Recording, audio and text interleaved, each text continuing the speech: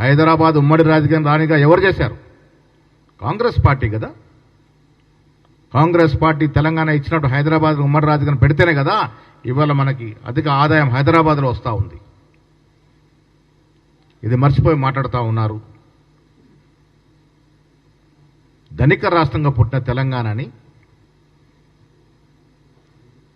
ఆనాడు అలీబాబా చాలీస్ చోర్ గ్యాంగ్లో నువ్వొక మెంబర్. ఈ రాష్ట్రాన్ని దివాలా తీసి రాష్ట్రాన్ని మంట కలిపిన చరిత్ర కేసీఆర్ ఫ్యామిలీ, కేసీఆర్ యొక్క అలీబాబా చాలీస్ చోర్లో నువ్వొక మెంబర్. మీకు ఇవాళ రాష్ట్రం గురించి, రాష్ట్ర అభివృద్ధి గురించి మాట్లాడే అర్హత ఎక్కడది? ముఖ్యమంత్రి గారి గురించి మాట్లాడే అర్హత ఎక్కడది? రేవంత్ రెడ్డి గారిని ప్రజలు మెచ్చి నచ్చి ఎన్నుకున్నారు, ముఖ్యమంత్రి చేశారు. ప్రజలకు అనుగుణ పాలన జరుగుతూ ఉంది. ఉద్యోగాలు కావచ్చు, సంక్షేమం కావచ్చు, విద్యా వైద్య రంగంలో అభివృద్ధి కావచ్చు,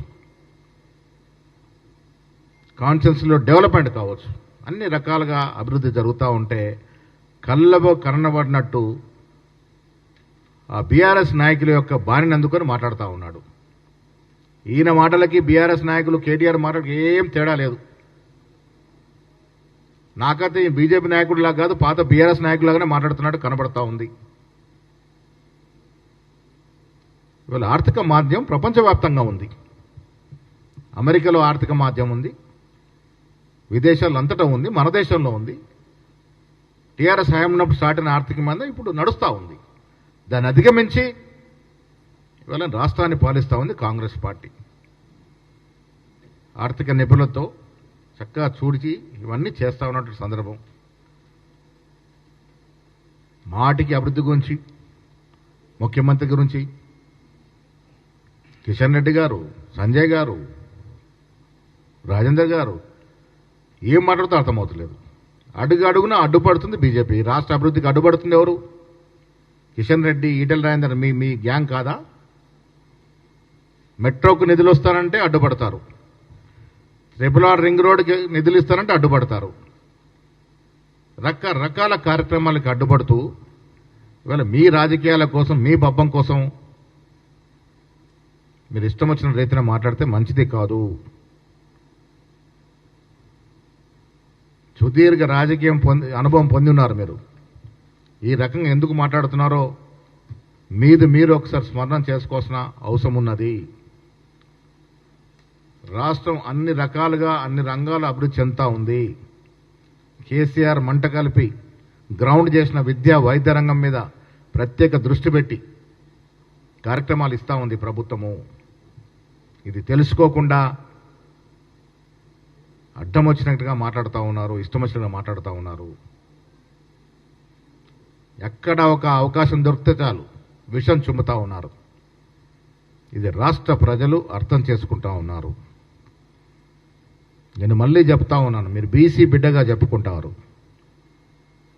మిమ్మల్ని ఎవరు బీసీ బిడ్డగా యాక్సెప్ట్ చేయట్లే. కారణం తెలంగాణలో కుల సర్వే జరిపి 56% బీసీలు ఉన్నారని చెప్పి అఫీషియల్ డాక్యుమెంట్ ఇచ్చిన తర్వాత కూడా అది కేంద్రానికి తీసుకుపోయే దమ్ము, ధైర్యం మీలో లేదు. బీసీ ఎంపీలు ఉన్నారు బీజేపీలో, ఆ ధైర్యం చేయరు, ఆ స్థైర్యం చేయరు, ఆ ప్రయత్నము చేయరు. తెలంగాణ ప్రభుత్వం చేస్తే దాన్ని విమర్శిస్తారు. మీకెక్కడది బీసీ బిడ్డలని చెప్పుకునే హక్కు ఎక్కడది? ఏం చేస్తున్నారు బీసీల కోసం? ఈ రాష్ట్రంలో ముదిరాజు బిడ్డల కోసం మీరు ఏం చేశారు? ఎన్నేళ్ల రాజకీయ జీవితంలో ఏ నాయకుడిని మీరు పైకి తీసుకొచ్చారు? ఏ బీసీ బిడ్డని మీరు ఒక లీడర్ చేశారు, ఒక ఎమ్మెల్యేని చేశారు, ఒక ఎమ్మెల్సీని చేశారా? ఇన్నేళ్ళు మంత్రిగా ఉన్నారు కదా మీరు, టీఆర్ఎస్లో అవకాశం తీసుకున్నారు కదా. ఏ ఒక్క నాయకుడిని పైకి తీసుకొచ్చారు మీరు? మీరు బీసీల గురించి మాట్లాడతారు. సద్విమర్శ చెయ్యండి. మాకు, మా ముఖ్యమంత్రికి, మా మంత్రులకి భేషజాలు లేవు. తప్పులు ఎత్తి చూపండి, సరైన మార్గంలో, సరైన పద్ధతిలో సరిదిద్దుకుంటాం. ఇది ప్రజాస్వామ్య దేశం, ప్రజాస్వామ్యంలో ప్రభుత్వం నడుస్తూ ఉంది. మాకు అలవాటు ఉంది.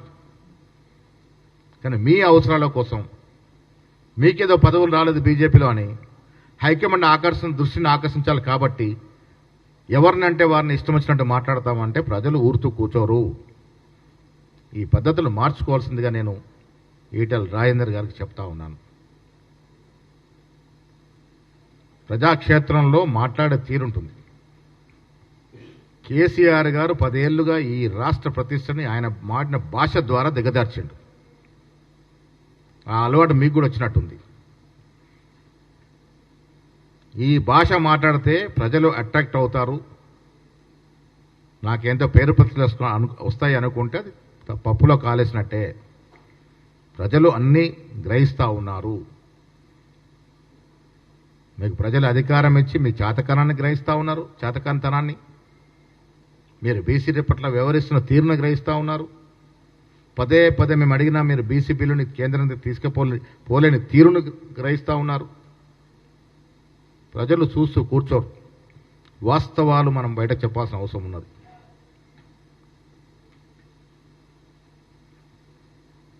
ముఖ్యమంత్రి గారి మీద మీరు వాడిన భాష నీకు ఎన్నేళ్ల రాజకీయ అనుభవం నాయకుడు తగదుగాక తగదు. ఇక ముందు జాగ్రత్తగా మాట్లాడితే మంచిది అని నేను రాజేందర్ గారికి హితవు పలుకుతా ఉన్నా. Thank you. చూపండి, సరైన మార్గంలో సరైన పద్ధతిలో సరిదిద్దుకుంటాం. ఇది ఇక ముందు